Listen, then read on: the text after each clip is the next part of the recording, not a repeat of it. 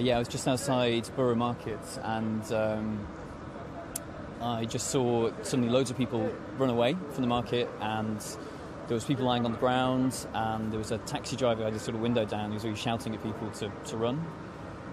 We ran for like 100 metres, and then sort of loads of police cars turned up, and there was kind of a period of quite intense gunfire. I hid in a restaurant basement for about an hour, and then we were down there for quite a while. The police told us to get out, and then there was more gunfire, I'd say, pretty much as soon as we left the building. So we've been down there for about another half an hour, and then they've just evacuated us now. So we saw people running, saying, "Run! You need to run! People are getting stabbed." So we jumped in the nearest car. So, we saw a body on the floor. Lots of people around it. We came up to London Bridge, and then we saw two pedestrians on the bridge, and police telling us to run. We need to run to the other side, north of the river. How many people did you see on the ground? Two. The first one, obviously 3 altogether. And then we saw someone actually right there, actually covered in blood with shorts covered in blood.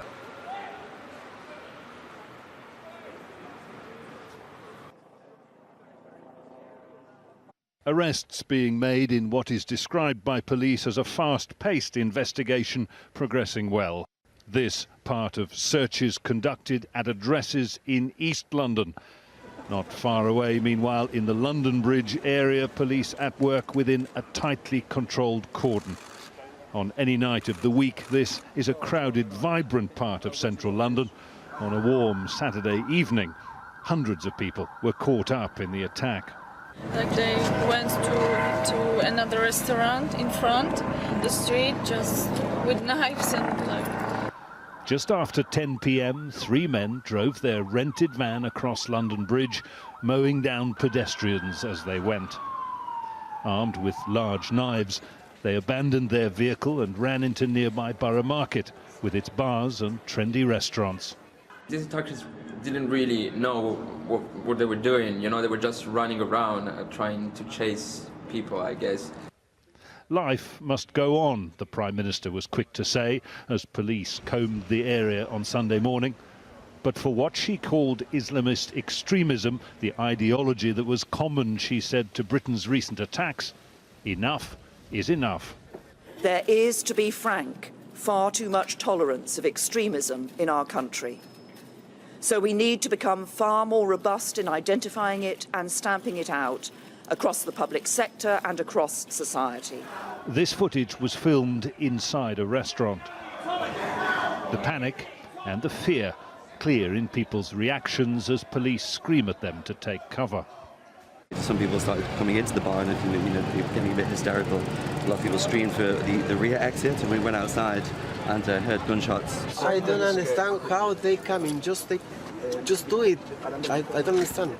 Our initial assessment is in a region of 50 rounds, in the region of 50 bullets were fired by those 8 officers. The 3 attackers were shot dead. The situation these officers were confronted with was critical. A matter of life and death.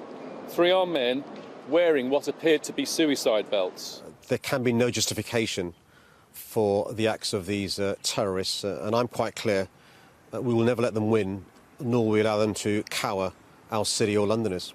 Mayor Khan insists an intensive investigation gets underway to determine whether any further threats exist. There will be an increased police presence on the streets. Order, colleagues, in respectful memory of those who lost their lives in yesterday's attack and of all of the casualties of that attack, we shall now observe a minute's silence.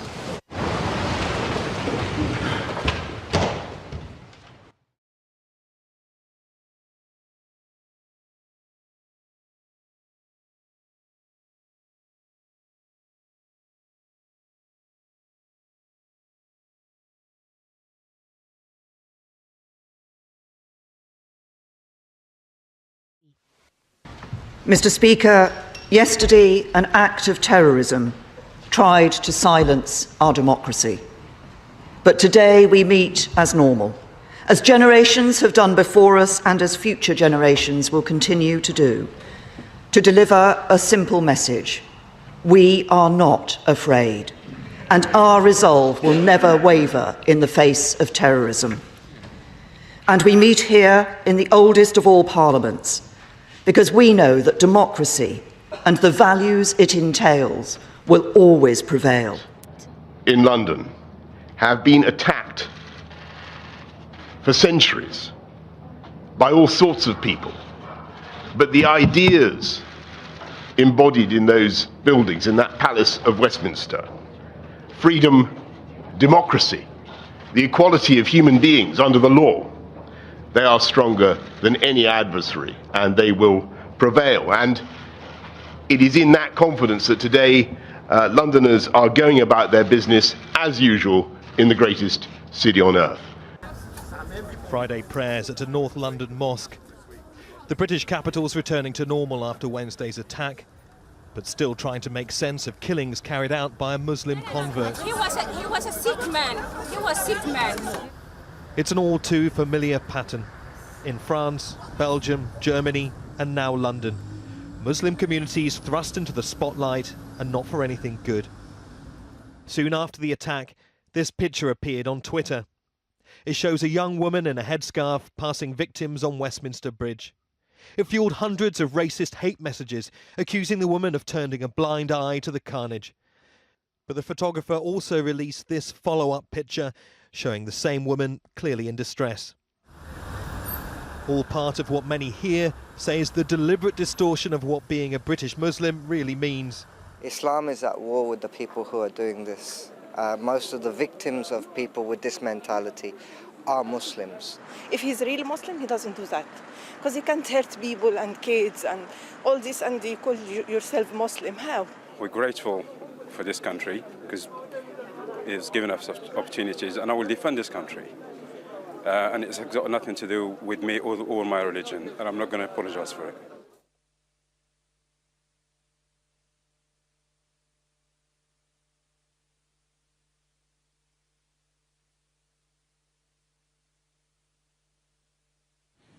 Love Borough, love your local market, strong and together. London is open, Borough Market is open.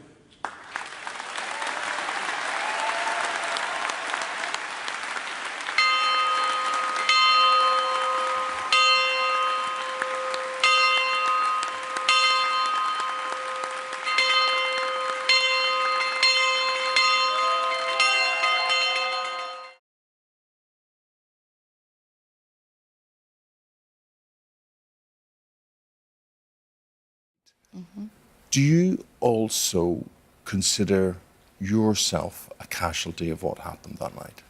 Yes, definitely. Why? We've suffered from the following morning of the incident till present.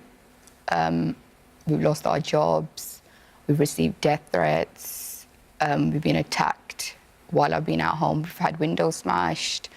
My car's been vandalised and attacked. I've got young kids, so I'm constantly just fearing for their safety after everything that's happened to us.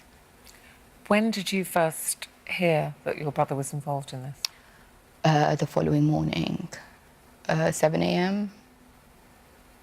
And who told you? My mother-in-law, she had received a call from my mum to tell her.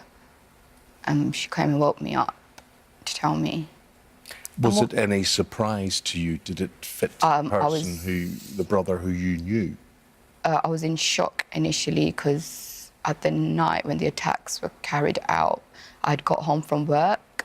So when I found out about the incident, I took straight to Facebook, writing how these animals are killing innocent people, carrying out such attacks. I had a status up saying I can't even take my kids out into the street, fearing that a van would just come and mow them down or something. And then the next morning, finding out what had happened, I literally felt like a hypocrite, thinking I've put all these statuses up and I've had a massive slap in the face because people must be thinking it's your brother who's been behind all this. So do you believe people think you and your family maybe knew something about this, that maybe that's what it was planning? We always get that. I mean, even now when I meet people, I'm having to explain myself or justify his actions constantly, try and make out that I'm not like him, or, for me to lose all that, my livelihood, my job, my children's future. I constantly question that, yeah. Well, your defence would be you're not your brother's keeper, really. not. But if you could ask your brother one thing, if you could bring him back, what would you say to him, or what would you ask him? Why? Why kill those innocent people? What have they done to you? Are you crying for your brother? Are you crying for the people who died on that night? Those people?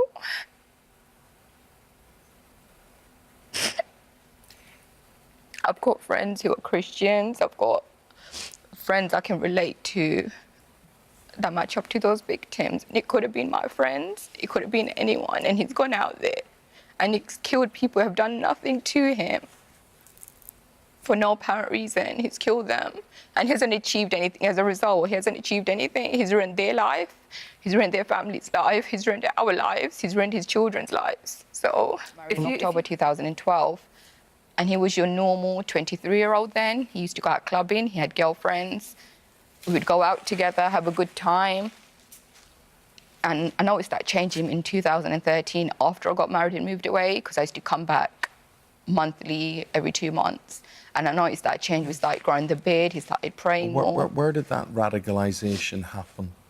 He didn't have friends who changed him, and he hasn't been out of the country for him to have that change. So it happened in this country? It happened in this country, and it's happened either through social media, the computer. I can't think of any other way he would have been radicalised other than staying behind a computer screen.